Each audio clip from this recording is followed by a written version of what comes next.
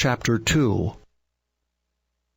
Thus the heavens and the earth were finished, and all the host of them. And on the seventh day God ended his work which he had made, and he rested on the seventh day from all his work which he had made. And God blessed the seventh day, and sanctified it, because that in it he had rested from all his work which God created and made. These are the generations of the heavens and of the earth, when they were created in the day that the Lord God made the earth and the heavens, and every plant of the field before it was in the earth, and every herb of the field before it grew. For the Lord God had not caused it to rain upon the earth, and there was not a man to till the ground. But there went up a mist from the earth, and watered the whole face of the ground. And the Lord God formed man of the dust of the ground, and breathed into his nostrils the breath of life, and man became a living soul. And the Lord God planted a garden eastward in Eden, and there he put the man whom he had formed. And out of the ground made the Lord God to grow every tree that is pleasant to the sight, and is good for food, the tree of life also in the midst of the garden, and the tree of knowledge of good and evil. And a river went out of Eden to water the garden. And from thence it was parted, and became into 4 heads. The name of the first is Pison.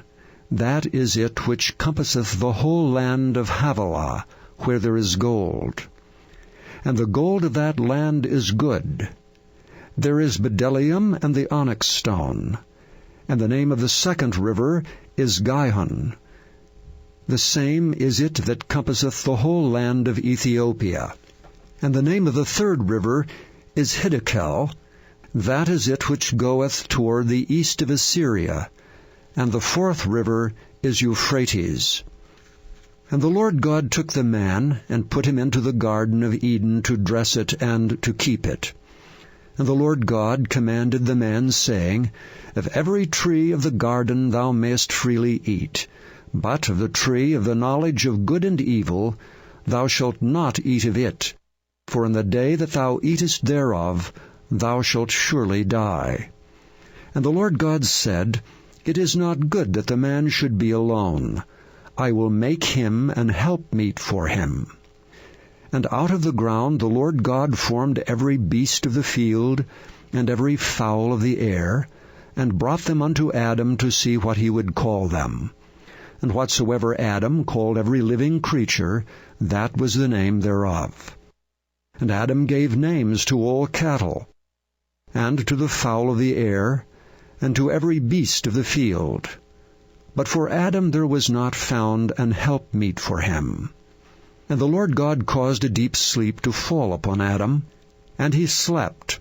And he took one of his ribs, and closed up the flesh instead thereof, and the rib which the Lord God had taken from man made he a woman, and brought her unto the man.